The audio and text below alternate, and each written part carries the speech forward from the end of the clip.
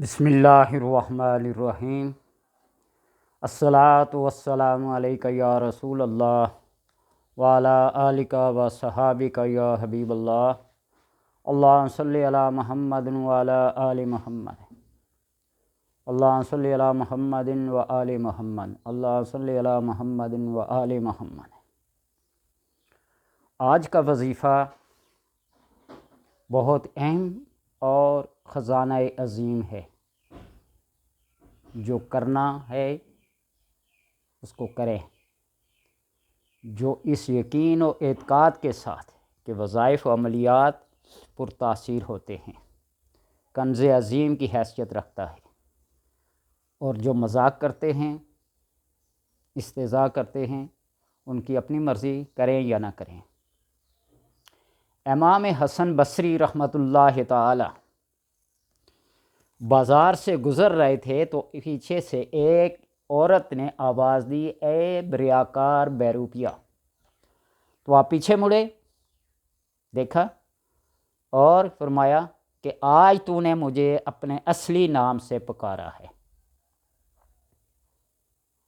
مجھے بھی اسی طرح آج ایک رفاقت علی خان صاحب ہیں کوئی، انہوں نے اپنی تربیت اور اپنی اخلاقیت کا ثبوت دیتے ہوئے بڑے اچھے الفاظ سے پکارا ہے۔ میں ان کو خراج تحسین پیش کرتا ہوں، اور تمام سوشل میڈیا صارفین کو یہ پیغام دینا چاہتا ہوں کہ آج دنیا بہت ایڈوانس ہو چکی ہے، بہت ترقی کر چکی ہے علم و ادب کے لحاظ سے، تو لہٰذا کمنٹس کرتے ہوئے، اپنے ریمارک دیتے ہوئے اپنی اخلاقیات اور اپنی تربیت کا دامن نہ چھوڑیں۔ یہ مثال بنے کہ برتن میں جو کچھ ہوتا ہے وہی اس سے چھلکتا ہے، بس اتنا پیغام دینا چاہتا ہوں۔ آج کا یہ وظیفہ انتہائی اہمیت کا حامل ہے۔ تسخیر خلائق، آپ بے شک مذاق سمجھیں، باطنی آنکھیں کھولنے کا، دل کو منور کرنے کا، خداوند قدوس کا قرب حاصل کرنے کا، جاہ و جلال، دبدبہ اور رعب پیدا کرنے کا، رزق و روزی میں اضافے کا، حصول ملازمت کا، دنیا اور آخرت میں کامیابی کا، اس میں راز ہے، اور وہ الفاظ ہیں، وہ کلمات ہیں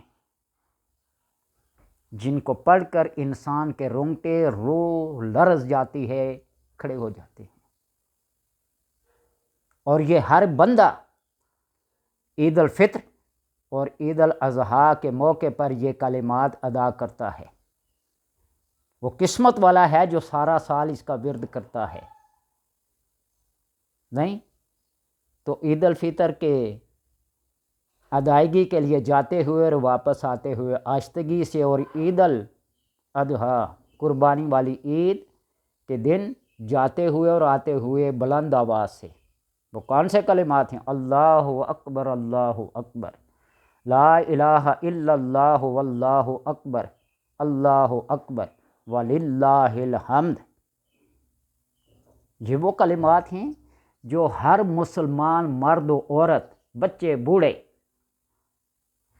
جن کو شعور ہے، جس کو اس کی فضیلت کا ادراک ہے، وہ صرف عید الاضحیٰ اور عید الفطر کے دن پڑھتے ہیں۔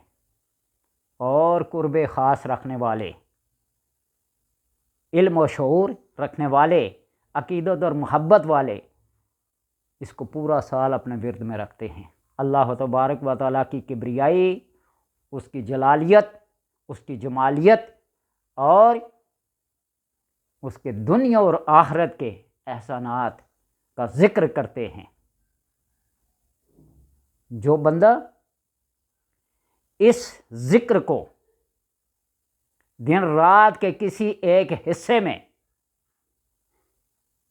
اور خصوصاً تہجد کے وقت اس کو 100 بار پڑھتا ہے، ایک تسبیح پڑھتا ہے، تو اللہ تبارک و تعالیٰ سب سے پہلے اس کو اپنا قرب خاص عطا کرتا ہے، اور جس کو اللہ تبارک و تعالیٰ کا قرب خاص عطا ہو جائے وہ دنیا اور آخرت کا عظیم انسان ہے، بے تاج بادشاہ ہے۔ اس کی عظمت اور اس کی جلالت کا اعتراف دنیا اور آخرت میں دیکھنے والے کریں گے، اور دیکھیں گے کہ اللہ کا ذکر یہ کرنے والا اللہ اکبر لا الہ الا اللہ اللہ اکبر وللہ الحمد۔ پہلا فائدہ اس کا یہ ہے۔ دوسرا فائدہ اس کا یہ ہے کہ تسخیر خلائق، وہ دنیا کے جس حصے میں، جس جگہ میں، مسجد میں ہو، گھر میں ہو، سفر میں ہو یا حضر میں ہو، لوگ اس کو احترام کی نگاہ سے دیکھتے ہیں، اور سلام کرنا، اپنی عقیدت کا اظہار کرنا ضروری سمجھتے ہیں، اور ان کی زبان پر تذکرہ ہوتا ہے اس کی اچھائی کا، اس کی بلائی کا۔ اور یہ ذکر کرنے والا بندہ، اس کی زبان پر کبھی بےہودگی، کبھی گستاخی، کبھی بدمزگی پیدا کرنے والے الفاظ جاری نہیں ہوتے، اور یہی وہ خاصیت ہے جس کی وجہ سے انسان کو تسخیر خلائق کا مرتبہ ملتا ہے اور مرجع خلائق بن جاتا ہے۔ یہ کوئی معمولی وظیفہ نہیں ہے، اور یہی وہ وظیفہ ہے جس کی وجہ سے انسان کی باطنی آنکھ، جس کے پیچھے انسان دن رات کی محنت شاقہ، ریاضت، مجاہدہ کر کے حاصل کرتے ہیں، وہ آنکھ کھلے نہ کھلے، لیکن اللہ تبارک و تعالیٰ کی رضا کے لیے اس کا ورد کرنے والے کے دل و دماغ، اس کی باطنی، اس کی تھرڈ آئی کیا ہو جاتی ہے؟ کھل جاتی ہے۔ بے شک اس کو مذاق سمجھ لینا، لیکن میدان بھی حاضر ہو اور گھوڑا بھی حاضر ہو تو انسان کی ساری لان تارانیاں وہاں ظاہر ہو جاتی ہیں، جھوٹ و سچ کا وہاں فرق ہو جاتا ہے، اور اس سے دل منور ہوتا ہے، وجدان پیدا ہوتا ہے، ادراک پیدا ہوتا ہے، اس کا دل اللہ کے ذکر میں جاری ہو جاتا ہے۔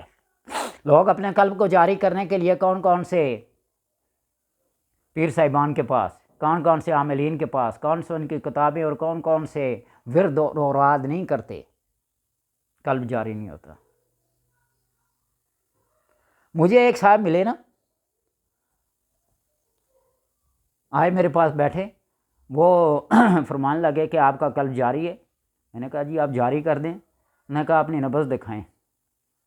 میں نے اپنا ہاتھ آگے کیا، نبض پہ ہاتھ رکھا۔ نبض کس آدمی کی نہیں چلتی؟ جس کی نبض رک جائے آپ خود سوچ لیں گے، پھر وہ کہنے لگا آپ کا قلب تو چل رہا ہے، آپ کی نبض چل رہی ہے۔ میں نے کہا ماشاءاللہ بہت اچھی آپ کی تشخیص ہے، ادراک ہے۔ صرف پگڑی پہننے سے، داڑھی رکھنے سے، تسبیح ہاتھ میں لینے سے، لمبا جبہ پہننے سے وضاقتہ تو صوفیاء والی بن جاتی ہے، علماء والی بن جاتی ہے، مشائخ والی بن جاتی ہے، لیکن جب تک اس کا دل اور دماغ اس بات کی گواہی نہ دیں کہ تم جو پڑھ رہے ہیں وہ اللہ کی کلام پڑھ رہے ہو، اس وقت صرف زبان کا حرکت کرنا ہے، باقی دل کو دماغ کو کوئی اثر نہیں۔ تو لہٰذا قرب خاص، تسخیر خلائق،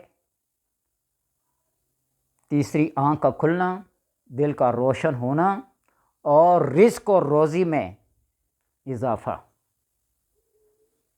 اللہ فرماتا ہے من اعرض عن ذکری، جس نے میرے ذکر سے منہ موڑ لیا، معیشتاً ضنکا، میں اس کی معیشت کو، اس کے روزگار کو تنگ کر دیتا ہوں، وَنَحْشُرُهُ يَوْمَ الْقِيَامَةِ أَعْمَىٰ، اور قیامت کے دن اس کو اندھا کر کے اٹھاؤں گا۔ حالانکہ اس کی آنکھیں تو ہیں، اس کی بصارت تو ہے، لیکن اعمیٰ سے مراد وہ بصیرت ہے، جو دل کو، جو دماغ کو اچھی اور بری بات کے درمیان فرق کرنے سے حاصل ہوتی ہے، اس کو اندھا کر کے اٹھاؤں گا۔ اور پھر اس کی زندگی میں آنے والے مصائب، آلام، مشکلات ٹل جاتی ہیں۔ اللہ تبارک و تعالی اس کے لیے آسانیاں پیدا کر دیتا ہے۔ بظاہر تو یہ لگتا ہے کہ ایک آدمی آپ صلی اللہ علیہ وسلم کے پاس گیا اور عرض کرنے کا، یا رسول اللہ میں اللہ سے پیار کرنا چاہتا ہوں، تو آپ نے فرمایا مصیبتوں اور تکلیفوں کے لیے تیار ہو جاؤ۔ وہ کہنے لگا یا رسول اللہ میں آپ سے پیار کرنا چاہتا ہوں، تو آپ نے فرمایا فقر و فاقے کے لیے تیار ہو جاؤ۔ یہ فقر و فاقہ برداشت کر کے، یہ مصائب و آلام برداشت کر کے اللہ تبارک و تعالی اس امتحان سے گزار کر آخرت میں سرفرازیاں اور بلندیاں عطا کرے گا۔ وہ زندگی اس کروڑ سال کی زندگی میں یوں فرق سمجھیں کہ آنکھ جھپکنے میں جتنا دیر لگتا ہے نا، یہاں کی کروڑ سال کی زندگی وہاں آنکھ جھپکنے والی، وہ اتنی ہمیشہ لازوال ہے۔ وہ سکون والی زندگی پھر اللہ تبارک و تعالی عطا کرتے ہیں، اس کو دنیا کی معیشت کی فکر نہیں ہوتی۔ آپ نے دیکھا ہے یہ مجذوب ٹائپ لوگ ہیں، ان کا کھانا ڈھنگ کا نہیں، ان کا پینا ڈھنگ کا نہیں، ان کی نیند ڈھنگ کی نہیں، ان کا لباس ڈھنگ کا نہیں ہے، لیکن اللہ کے قرب خاص میں ہوتے ہیں۔ لوگ ان کو پاگل، مجنون قرار دے کے ان سے سلام کرنا، ان سے کلام کرنا بھی گوارا نہیں کرتے۔ یہ ان کے اوپر ایک صفت اللہ تبارک و تعالیٰ طاری کر دیتا ہے کہ یہ میرے ذکر سے منہ موڑ کر کسی اور کی طرف نہ جائیں، ان کا ذکر مجھے بڑا پسند ہے۔ بظاہر تو یہ پراگندہ ہوتے ہیں لوگوں کی نظر میں، لیکن اللہ تبارک و تعالیٰ کی نظر میں وہ بڑے اعلیٰ پاکیزہ اخلاق و کردار کے مالک ہوتے ہیں۔ تو لہٰذا ان فوائد کو اگر حاصل کرنا چاہتے ہیں جو چیدہ چیدہ بیان کیے گئے ہیں، آپ صرف اور صرف اللہ تبارک و تعالیٰ کی رضا کی خاطر اس وظیفے کو اپنا لیں، پڑھ لیں۔ فائدہ آپ کا بھی ہے، فائدہ میرا بھی ہے۔ 100 بار کسی بھی ٹائم پڑھیں، دن رات کے اوقات میں، اگر اپنے اس باطنی آنکھ کو اور اپنے دل کو روشن اور منور کرنا ہے تو تہجد کے وقت کو اپنا لیں۔